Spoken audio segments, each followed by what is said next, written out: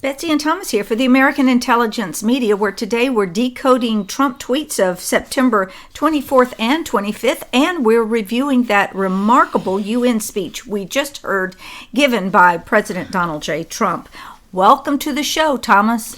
Why, thank you, Betsy. It is such a pleasure to be here attempting to decode Trump tweets. Well, so far you're the best I've heard, so I take your word, and I love to listen to see how you take these apart. To get started, the first one today, and remember, we there's a link in the description box of YouTube where you can go and read the tweets, and also a lot of videos were on this section of tweet, the speech Trump gave at the UN, and a few other goodies. So go in there if you would like to learn more.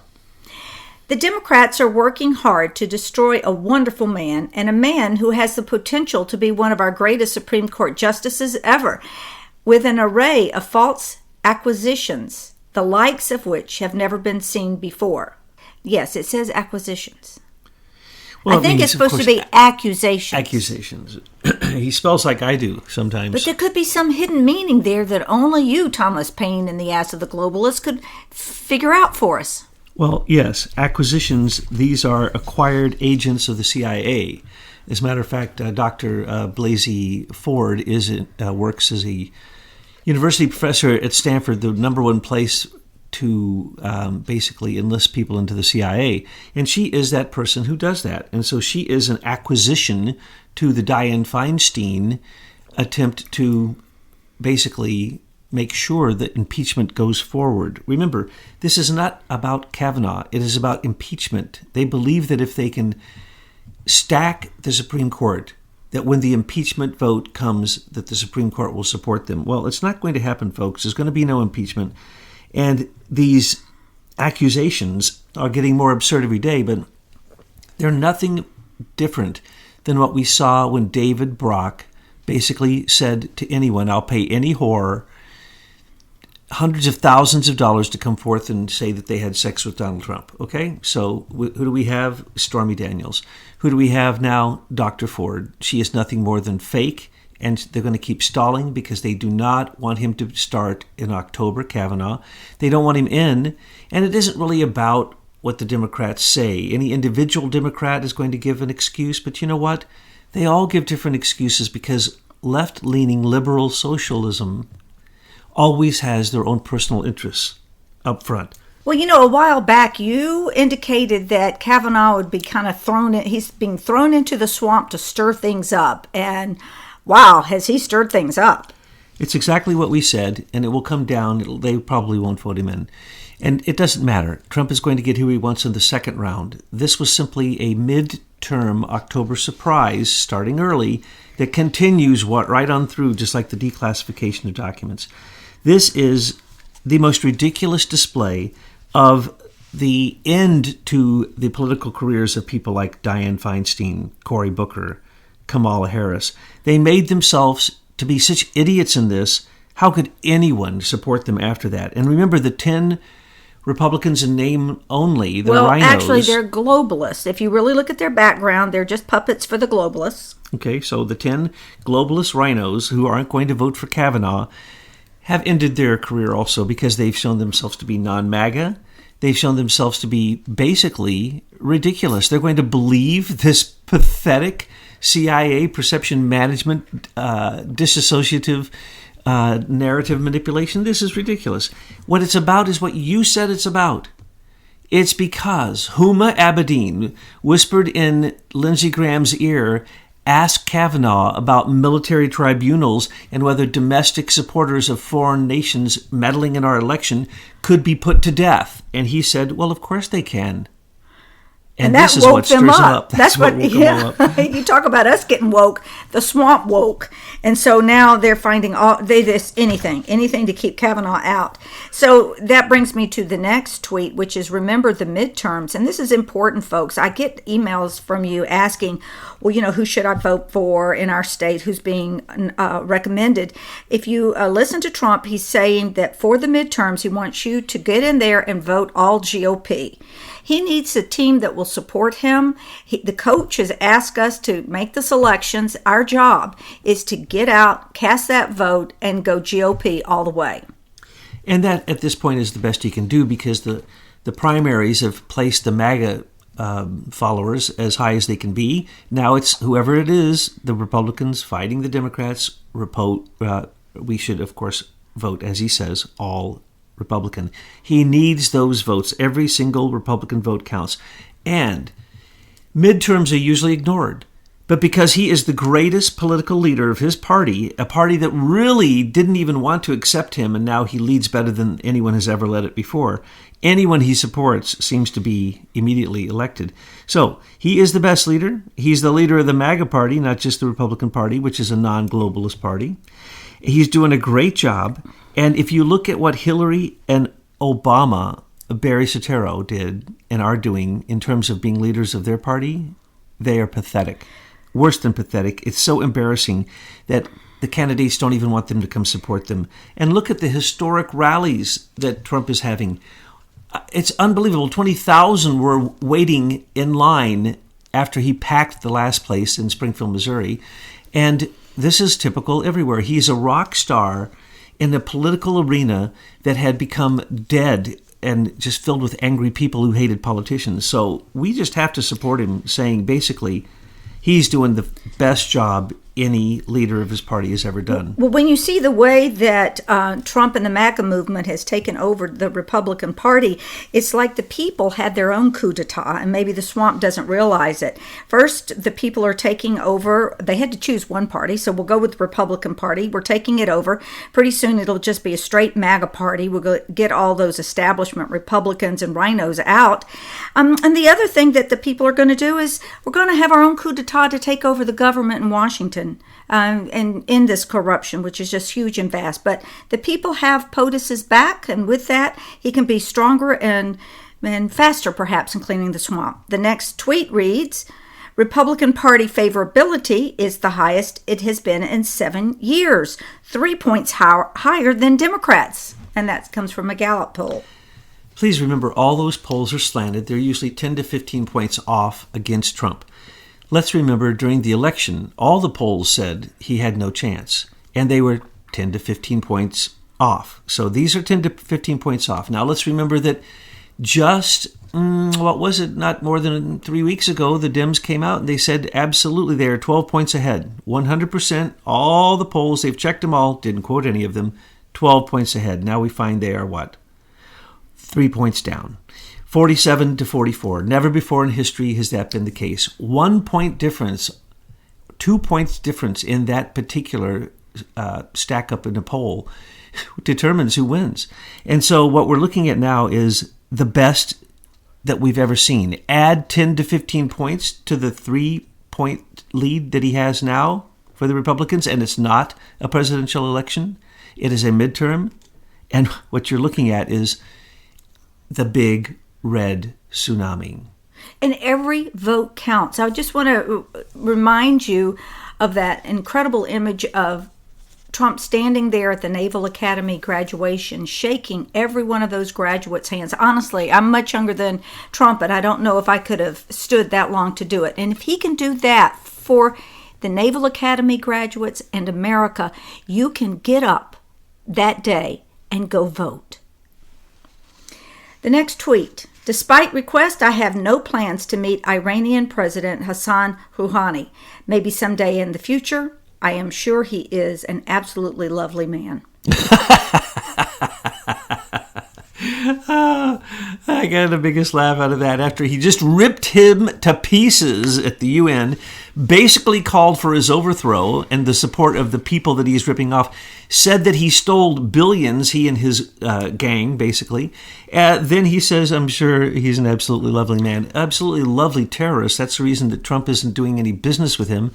He's doing sanctions with him. He doesn't negotiate with terrorists. This man is a horrible terrorist. He doesn't support his people. He's part of the dissection of Iran instead of any kind of support. So basically what we just saw was get out. Get out, Mr. Rouhani, and take your beliefs with you and let the people of Iran have their own beliefs. And then he bashed them for being, of course, the biggest supporter of and money supplier and missile supplier of terrorism. radical Islamic terrorism in the world. And he said, of course, this had spread to Iraq, Iran, to Yemen, to Iraq, Syria, Yemen, and that it needed to stop. Well, we know that the missiles are just pouring through Iran, going through Hezbollah into Syria. And we've already seen, 70 missiles launched from Syria that came directly from Iran and the Revolutionary Guard. Trump stood up to him so bad in his speech at the United Nations that I don't know how he'll ever recover. And he basically said that if you don't support his sanctions, Trump's sanctions on Iran, that he's going to treat you the same way because you're a sponsor of terrorism. So the next few tweets are about the speech at the UN. You watched it carefully and you took some notes. I can't wait to hear what you have to say about it. Mark Levin said, President Trump's UN speech is spectacular. And Trump retweeted that, as well as a retweet from Robert Jeffress, where he wrote, President Trump just delivered the strongest speech to the United Nations of any president in history, Democrat or Republican. His bold and courageous address is another reminder of why he was elected president. So what did you take away from that speech, Thomas? Oh, quite a bit. I would have to say that it was quite a stark contrast from his speech before, because now he's totally in power. Before he was talking about what he was going to do. Now he has done it, and it is a deed. It is a deed that affected every single person in that room, especially because he is paying for that room. He's paying for the United Nations, and we're going to get into that in just a minute. But let's just put this in historical perspective. Remember when George H.W. Bush said that globalism was going to take over the world and that the New World Order was here to stay and that the New World Order was going to take control of all nations and globalism? And he said in a threatening tone that this was absolutely going to happen. With Trump, it's the stark contrast to that. It's the end of globalism, and it's the end of the United Nations. We predicted in our last talk that he was going to dismantle them, basically pull the plug, tell them to last person out, turn the lights off, because they are going to demolish the United Nations like Tower 7 during the 9/11 attack. It's going to be free fall. It's going to be imploded upon itself. And that's what his speech was. It was exactly that. We'll go into those details because many people probably didn't realize what he was saying. But what we really have here is the first time that an American president that I can remember since the illegal and misguided United Nations sprung out of the afterbirth of the League of Nations, which was created from the Treaty of Versailles, Woodrow Wilson's aborted child, which then created, out of the inquiry that he started, a group called Inquirer, the Council on Foreign Relations. And that has determined our foreign policy. We don't need to go to the United Nations. The United Nations is a joke. It's a dog and pony show. The real foreign policy development previously in the Council of Foreign Relations, and that's all the presidents since the beginning of that organization have basically taken their foreign policy directly from the warmongers, the war hawks. Why do we allow the Council of Foreign Relations to still operate on U.S. soil? Well, it was founded by a Catholic cardinal. I mean, how can we stop anything that is approved by the Pope? No, come on, seriously. Why are they still operating? They aren't. Trump has basically ignored them. Okay. They have no power. Henry Kissinger came, met with him.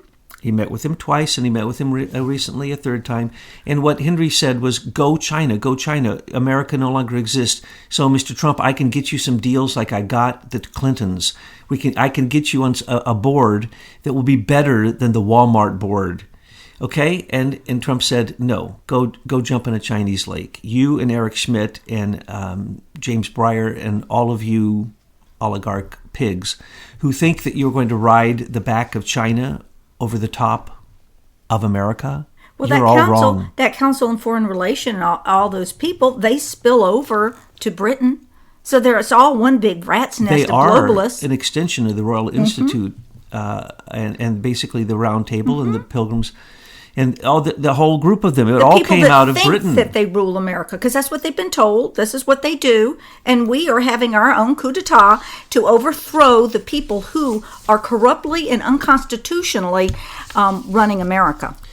One of our first recommendations to Donald Trump, which we keep repeating, when we made a list of 12, was to destroy the United Nations immediately. And he immediately said that he was going to defund it by 50%. That got people really, really, really worked up. But the reality is that's what he has done, and it's worse than that after today's speech. Let me go into the details. Okay, good. You got some notes there. Now, I don't want to be presumptuous, but perhaps Trump already knew that he was going to do that before you were pontificating about it. Well, of course he knew, because he's known that the United Nations has never done anything good. Anybody who watches the news, even the mainstream media news, would notice that. For instance, how about, we'll go into that. All right, folks, take a deep breath, go get a cup of coffee, a piece of cheesecake, because Thomas just brought notes to the table, so hold on. No interruptions, go for it. That's true. I don't usually make notes, but it was so good, and I was having such a good time. So what I have here is a list of things with a circle around them and a slash line through them, because they no longer exist. Globalism is dead as of today. He announced it, and he can back it up with his actions. The climate accord, bye-bye. All of the treaties that Obama signed, bye-bye. He's not even looking at them. The Small Arms Treaty, this Strong Cities Agreement, all these things. No, it doesn't exist. He dismantled. Well, first off, he clearly went into, at one point, what was the end of all refugee programs coming through the United Nations. He basically said all refugees need to stay in a country near where they live so they can go back home. Don't come to my country. Don't come to America. We don't want you. He has completely defunded the UN refugee program. We were the thing keeping it alive and open. That's the reason why there's so few refugees now in Turkey, and the whole constellation of refugees and migrants and immigrants and invaders. You got to be kind of clear about which you're talking about in these instances. I'm speaking of refugees who've been recognized by the Pope in Turkey, in Jordan, who then go on the list and then can come to other countries. Well, we don't take any of them anymore. So goodbye to the refugee, the High Council for the Refugees of the United Nations. They no longer exist. I was waiting, and I predicted that Trump would dismantle the World Trade Organization. He ripped it apart so bad, because why? Exactly, which also means the IMF. People don't understand. That's also the death of the IMF.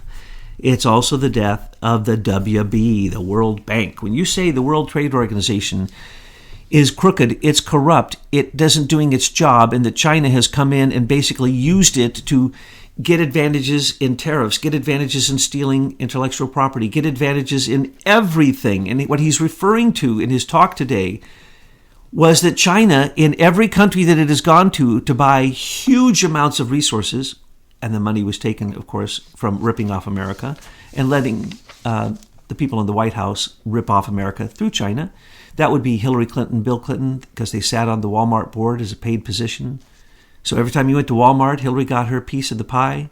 Well, that came to an end today because he made China our enemy. And he basically said, no more support for the World Trade Organization.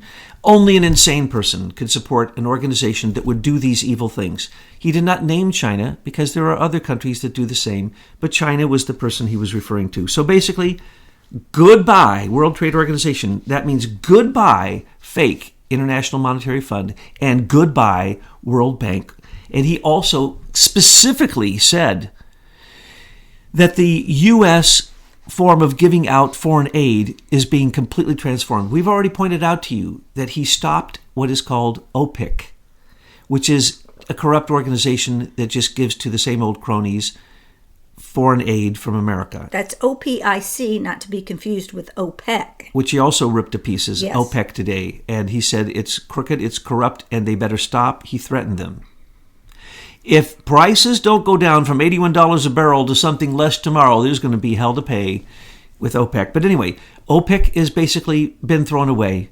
The U.S. aid program that has basically been a discretionary fund used by the Secretary of State, like Hillary Clinton used it and John Kerry used it to manipulate and to basically create illegal deals with Iran. That's what Kerry used it for. We know what Hillary used it for. Goodbye. Today he said that's gone. So therefore, the World Bank is going to collapse and crumble because of that. If we aren't participating and paying our part in the IMF, there is no need for it, because this, what was planned to be an international currency, the ability to draw down your reserve currency in the IMF, is faltering. They brought China in. China cheated. And Trump called China out, and he named the cheating that was being done, and that is exactly the cheating that I'm always calling out China for. So anyway, World Trade Organization, bye-bye. No borders, George Soros and the Open Society and the nonsense of the refugee policy of the United Nations, goodbye. He said no more to that. He said every nation needs to have borders. He said every nation needs to be independent. He said goodbye to the UN Human Rights Council, because Nikki Haley recently said goodbye to them because they refuse to change. They support people like China, the worst case of human rights violations maybe in history. Nothing happens. They trade with everyone. They're top dog. They get in the Security Council. Goodbye to the UN Human Rights Council. And it should be, because it is not human rights that they were focused on. He did mention human trafficking right in that section too. Called it out. Completely. And he said, if you believe in open borders, you believe in human trafficking, and we're coming after you, because I created a new executive order saying I was coming after you. The Global Council on Migration, goodbye. They tried to start it up so that it could override our rejection of the UN refugee program. Sorry, didn't get past Trump. Put a circle around it. Strike it through. It doesn't exist anymore. Global Council on Migration, bye-bye before we even get started. Socialism, he called out the socialists at the United Nations and said that they were evil, and they cruel was his word, creating nothing but suffering and evil and death.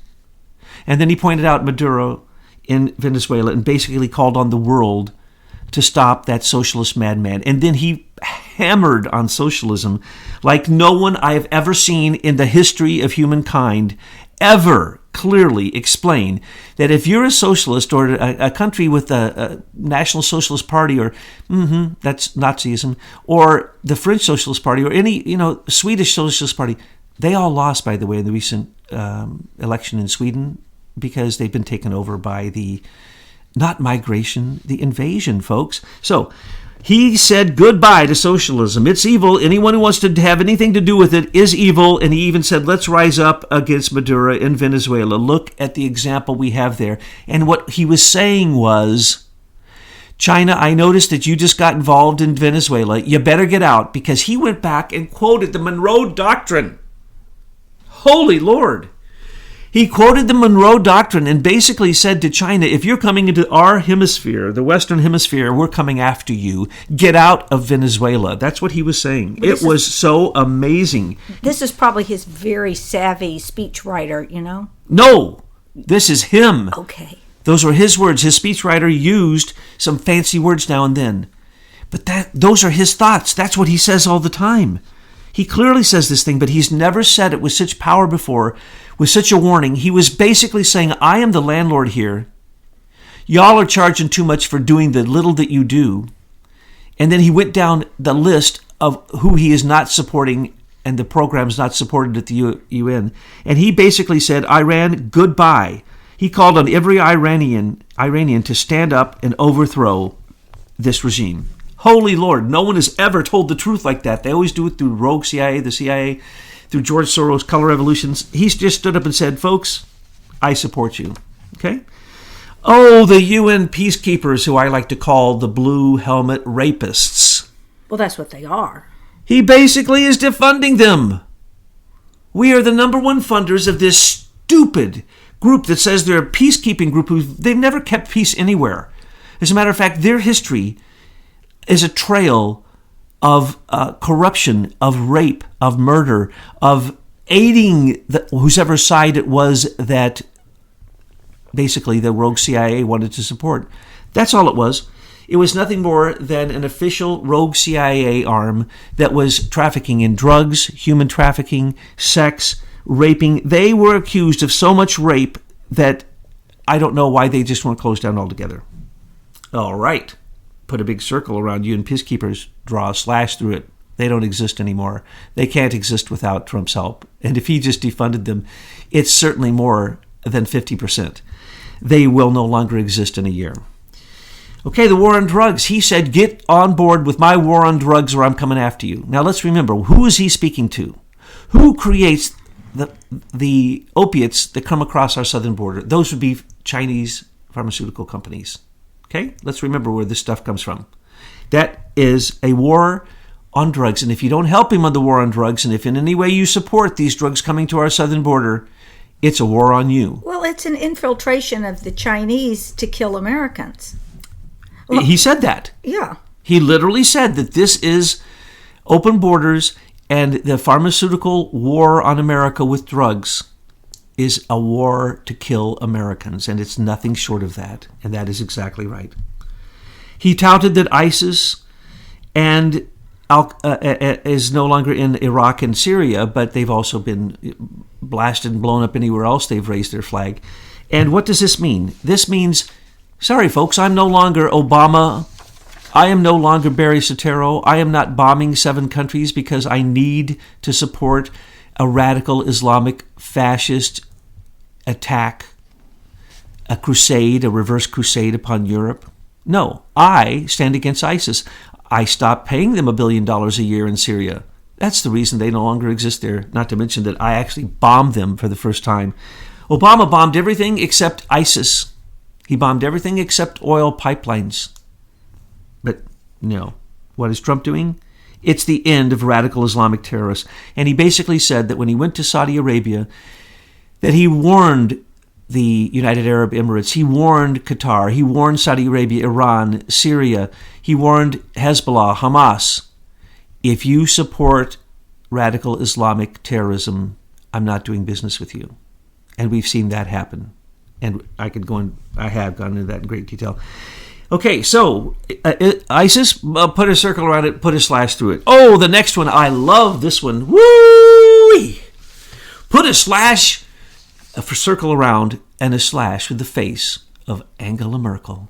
Because Trump just blasted the snot out of them, saying that you need to turn from the evil ways of Angela Merkel in Germany, bringing the Nord Stream 2 and 1 illegally against the wishes of the European Union, but for the wishes of George Soros. They brought this oil from Russia into Germany, and now they're basically 100% dependent upon Russian oil, and Germany is now the largest country giving out oil in the European Union. What did Trump say? Forget that. Go with Poland. Wait. I thought that the Russians were our enemies, and that's why we have NATO. So why would Germany want NATO protection, but yet they're doing business with the Russians? Well, that's why he pointed that out when he had his first meetings with NATO. Made them all pay up, made them pay up their old bill, made them pay up their current bill, made them buy their own weapons, and called out Angela Merkel for being the traitor that she is. Because she is in bed with Putin. And she had a secret deal that he called out the first day he got there at the NATO summit meeting, basically. And what did she do? Oh, nobody has even admitted that it is true yet. But it is true. It's more than true. The proof has already come out all over the place. And so whatever Angela Merkel says, you can just trust that she's lying. And she's George Soros's political daughter. And really, she is Putin's bed partner. And it is disgusting. Put a circle around Germany's connection with Russia and put a slash through it, because Trump just said, buy your oil from us or I'm going to take further actions. In other words, we have sanctions on the Nord Stream 1 and 2. She's breaking the sanctions. We're going to put sanctions on Germany, folks. This is going to be beautiful because Germany leads the EU. Don't forget that. We put sanctions on Germany. We crush the European Union. Well, we're going to wind up putting sanctions on the United Kingdom for what they did to our presidential elections. It turns out that they're our enemy as well. Put a circle around the Brits, especially the Queen's Privy Council, and put a slash through it because they are being eaten up alive right now. That's why they begged Trump and they called him and said, please don't declassify the documents. Please don't. it will show that our Joint Intelligence Committee, our branch of the Five Eyes, was working with Robert Hannigan to spy on Trump. And it's going to take down our entire intelligence community. And Trump is saying, yeah, so what? I don't listen to you anyway. Right. And, again, for the people around the world that listen to our broadcast, we support you, but we want to see sovereign nations, we want to see democracy, and we need to get the globalists out of the governments and the monarchies that are creating this globalist havoc around the world. That's what we're striving. You see, all the while they wanted us to look at outer space and think that there were going to be extraterrestrials that were coming and invading us when they were sitting there invading us themselves. We're driving out the globalists everywhere on the face of the earth. So please join in the Trump train with us. And the domestic enemies in America working with these foreign powers, these globalist powers, can be held accountable in a military tribunal or a military trial where they can, in fact, face death. And that's what they need to face. And that's what Brett Kavanaugh made the point of saying, that has certainly, I think, got those 10 Republican senators who are not voting for him a little concerned, because if you look at that list, you see Uranium One all over it. Oh, that's a fact. And many aren't on that list who are still complicit. Oh, yeah. So he also said that free U.S. military support has ended. Period. Done. He said every nation needs to have their own borders, needs to defend themselves, and needs to carry the burden of that, and that the U.S. is not going to do that. And then he went into OPEC, and he basically said, we're not going to defend you, Saudi Arabia, and all members of OPEC anymore if you basically gouge us with prices simply because you want to, because your economy needs it. So he went into a very clear list of exactly why he is not going to give military support to anybody who do these economic evils. And then he listed them, and they were what? Iran, Saudi Arabia, United Arab Emirates, Qatar, Russia, China. They all do these things. And so basically he was saying, forget it. Now, remember, you might say, oh, what does Russia and China... Believe it or not, we gave, during the Obama administration, untold hundreds of millions and billions to Russia to build uranium plants, to build things that go directly into bombs. We built the what they call the tech city outside of Moscow, Skolkovo, which is basically Hillary's tech city, where she forced the big tech people to go over and to give our trade secrets to them. So when you say military support, yeah, we support everybody. There's probably a way that we support, there's a way we support China militarily, because we give weapons and everything else to Taiwan, and right now China's getting ready to simply take over Taiwan, and they will absorb everything that we've ever given them militarily. Well, it's called OPM, using other people's money. And so the globalists were using our money to defeat us. Exactly. So there's a way that you can, and we have, and we've shown you proof. Follow it back, follow the money, you'll find that, in fact, we end up paying our enemies to attack us. Look at the $1 billion we gave to ISIS in Syria, which then was going to lead to the Armageddon War. Now, I just want to point out that Trump already defunded UNESCO because they were, first off, educating people. Islamic fascists is what they were doing. They were teaching what is taught in the Salafi and the Wahhabi schools, which is nothing but radical Islamic fascism. And so UNESCO, he had to strike a lot of the education programs, and he had to strike their vaccine programs that were being paid for, a huge donation by Bill Gates, because it was killing every village. They were killing people with it, as well as they were sterilizing all the young girls and young boys by saying they were giving them immunizations, but in fact they were sterilizing them. Okay, so that was part of UNESCO, folks. And the World Health Organization was part of this also. So they go in and they educate people and tell them they need this, and then the World Health Organization brings in the poison and injects people. And as I have said many times before, Bill Gates, we have it on tape where he is telling the world that he's proud that his new program called The Greening of Africa, which is a UN program that he supports, has killed and will kill 17% of the people in Africa. He is a murderer. Well, he's an enemy of their state for sure. Why haven't they arrested him? So that's right. So UNESCO, it's already dead. Now, one last thing I just want to say.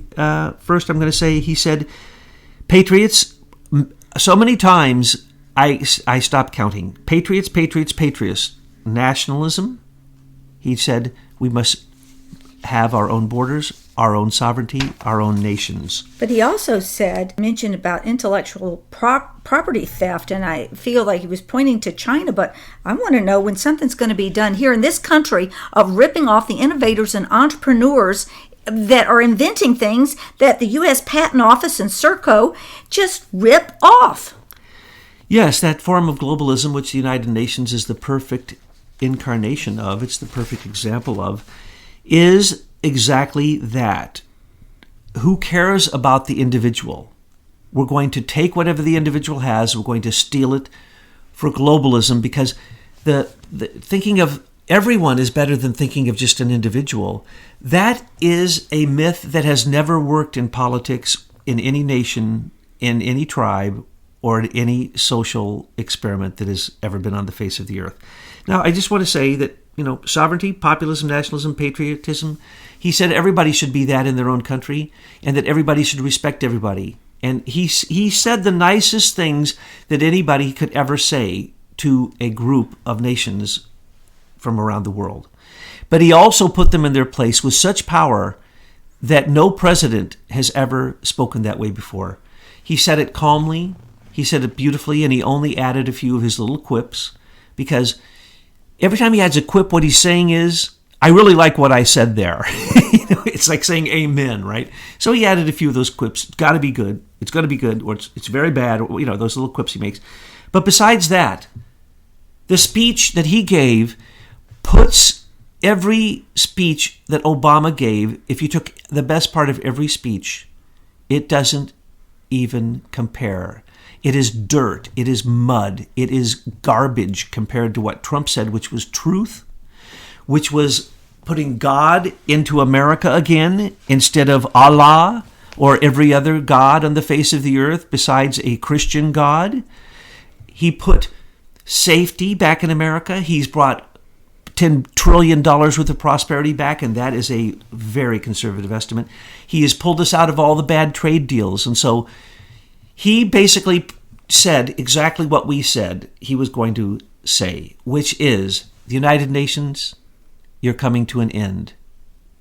Pack up your stuff, clear out your desk, and don't make me have to escort you to the door. And the last thing he said was, we will no longer be the biggest giver to the United Nations. If we even cut it 50%, it falters and dies, folks. So what he just said was, since he's not going to be the biggest giver, that the United Nations is basically over. No one's listening. No one cares about the Security Council. No one cares about UNESCO. They don't care about socialism. They don't care about the World Trade Organization, the International Monetary Fund, the World Bank. They don't care about the Human Rights Council. They don't care about the Global Council on Migrations. They don't care about the Small Arms Treaty. They don't care about any of that globalist garbage.